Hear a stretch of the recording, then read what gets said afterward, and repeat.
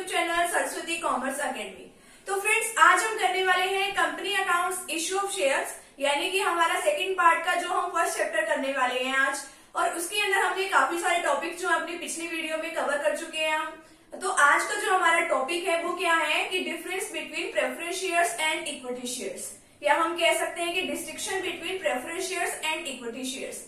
हमने ये पहले हमें जान चुके हैं कि इक्विटी शेयर्स क्या होते हैं, प्रेफरेंस शेयर्स क्या होते हैं, शेयर्स का मीनिंग क्या होता है। तो सबसे पहले तो जो कंपनी की जो टोटल कैपिटल होती है वो छोटे छोटे यानी कि स्मॉल यूनिट्स में डिवाइड होती है वो, ठीक है। तो उसको क्या कहते हैं, हर एक यूनिट को हम क्या कहते हैं, एक शेयर कहते हैं। अब जो शेयर्स होते हैं वो टू टाइप्स के होते हैं, एक प्रेफरेंस शेयर्स होते हैं, एक इक्विटी शेयर्स होते हैं। जो प्रेफरेंस शेयर्स होते हैं उनको सबसे पहले प्रेफरेंस दी जाती है हर बात में कि डिविडेंड मिलेगा तो सबसे पहले आप ही को मिलेगा, ठीक है। अगर कंपनी वाइंड अप होगी तो सबसे पहले आप ही की कैपिटल रिटर्न की जाएगी। और इसी तरह जो इक्विटी शेयर्स होते हैं उनमें ये सब कुछ अपोजिट ही होता है कि जो इक्विटी शेयर्स के ऊपर जो प्रॉफिट है यानी कि जो डिविडेंड है वो भी अगर प्रॉफिट किसी साल ना हो तो वो भी नहीं मिलता। और कंपनी अगर वाइंड अप होने जाती है तो भी उनको बाद में कुछ बचा कुचा अगर होता है तो उनको दे दिया जाता है उनकी कैपिटल का पार्ट, और अदरवाइज कुछ भी नहीं दिया जाता। तो फ्रेंड्स, आज हम इसी अपने टॉपिक को कवर करने जा रहे हैं, क्योंकि आज इसमें ये दो तीन ही डिफरेंस की बातें जो हैं हमने अभी अभी कर भी ली हैं, और जो बाकी की डिफरेंस की बातें हैं वो हम अपने इस लेक्चर में सीख लेंगे कि क्या क्या और भी डिफरेंस की बातें होती है। तो फ्रेंड्स, अगर आप चैनल पे न्यू हो तो चैनल को सब्सक्राइब कर दीजिए, वीडियो को लाइक कर दीजिए, बेल आइकन को प्रेस जरूर कर दीजिएगा ताकि आपको आगे आने वाली वीडियोस का नोटिफिकेशन मिलता रहे।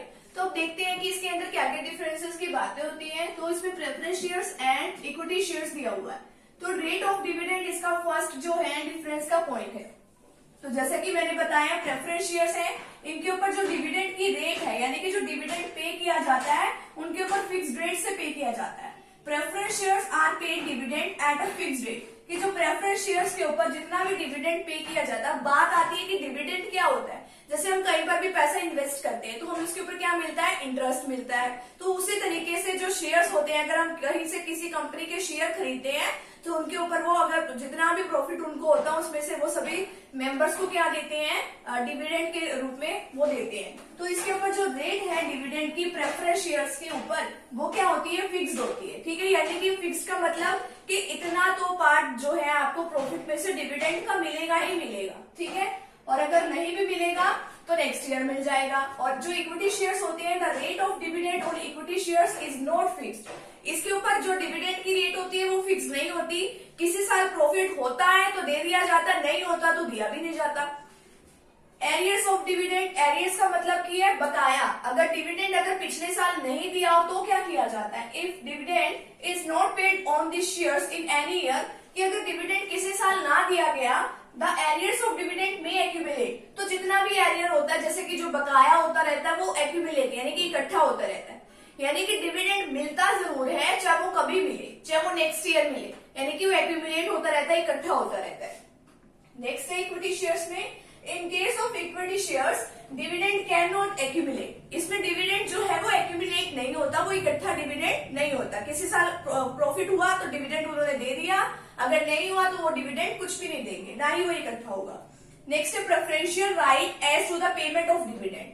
तो सबसे पहले अगर डिविडेंड दिया जाता है तो सबसे पहले राइट किसको होता है, यानी कि डिविडेंड पाने का सबसे पहला राइट किसको होता है, प्रेफरेंस शेयर होल्डर को होता है या इक्विटी शेयर होल्डर को होता है। प्रेफरेंस नाम से क्लियर हो रहा है, तो सबसे पहले इन्हीं को प्रेफरेंस दी जाती है, सबसे पहले इन्हीं की पेमेंट की जाती है। They have a right to receive dividend before any dividend is paid on equity shares. तो इक्विटी शेयर्स की पेमेंट से पहले इन्हीं को राइट दिया जाता है कि सबसे पहले जो डिविडेंड मिलेगा वो आप ही को मिलेगा। और इसमें क्या होता है, पेमेंट ऑफ डिविडेंड और equity shares is made after the payment of preference dividend. इसी का अपोजिट ही लिखना होता है डिफरेंस में, कि जब इनकी पेमेंट कर दी जाती है, प्रेफरेंस शेयर्स की पेमेंट कर दी जाती है डिविडेंड की, तो उसके बाद इनको मिलता है, इनको डिविडेंड पे किया जाता है। नेक्स्ट है preferential right as to payment of capital. अब कैपिटल को पे करने का राइट किसका होता है, यानी कि जब कैपिटल पे की जाती है कंपनी के वाइंड अप के टाइम पे, यानी कि जब कंपनी को बंद किया जाता है तो सबसे पहले कैपिटल किसको मिलती है, तो सबसे पहले कैपिटल भी इन्हीं को मिलेगी क्योंकि ये प्रेफरेंशियल है। They have a right to return of capital in the case of winding up. Winding up का मतलब कि जब कंपनी खत्म होने जा रही है, before any capital is return to equity shareholders, यानी कि इक्विटी शेयर होल्डर को कुछ भी नहीं दिया जाता, फर्स्ट ऑफ ऑल इन्हीं की पेमेंट की जाती है जब कंपनी वाइंड अप होती है, यानी कि जब कंपनी खत्म होती है। और इसमें क्या होता है, equity shares capital is paid only when preference share capital is paid fully, यानी कि जब प्रेफरेंस की जो जितनी भी कैपिटल बनती थी उनकी फुली पेमेंट कर दी गई है, तो फिर अगर कुछ बचता है तो इनकी पेमेंट कर दी जाती है, अदरवाइज नहीं की जाती। ठीक है, तो यानी कि इनकी पेमेंट तभी की जाती है जब इनके फुली अमाउंट में पेमेंट हो जाती है। नेक्स्ट है वोटिंग राइट्स। इनको कोई भी वोटिंग राइट्स नहीं मिलते हैं। जब इनको इतनी सारी छूटें मिल रही है तो वोटिंग राइट्स इनको नहीं मिलेंगे। Preference shareholders don't have any voting rights, इनके पास कोई वोटिंग राइट्स नहीं होते।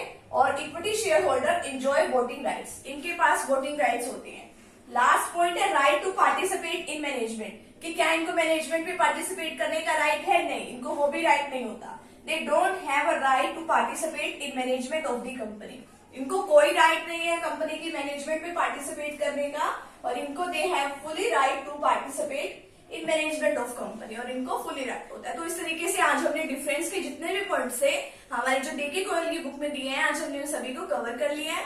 तो फ्रेंड्स आज का टॉपिक हमारा यहीं पे कंप्लीट होता है। मिलते हैं नेक्स्ट वीडियो के साथ। और फ्रेंड्स चैनल को अगर आप न्यू है तो चैनल को सब्सक्राइब जरूर कर लेना, वीडियो को लाइक जरूर कर लेना। Thank you very much.